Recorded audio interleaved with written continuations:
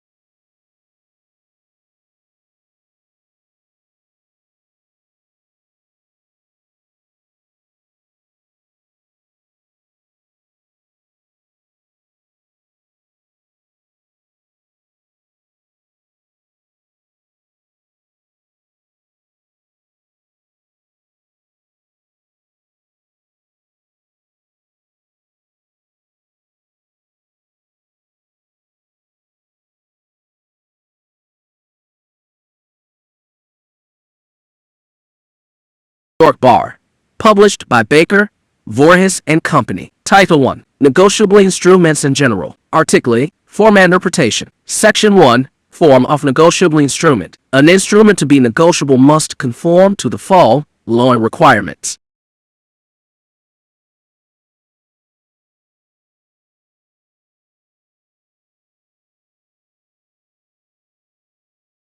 It must be in writing and signed by the maker or drawer. 2. Must contain an unconditional promise or order to pay a sum certain in money. 3. Must be payable on demand or at a fixed or determinable future time. 4. Must be payable to order or to bearer. And 5. Where the instrument is addressed to a drawee, he must be named or otherwise indicated therein with reasonable certainty.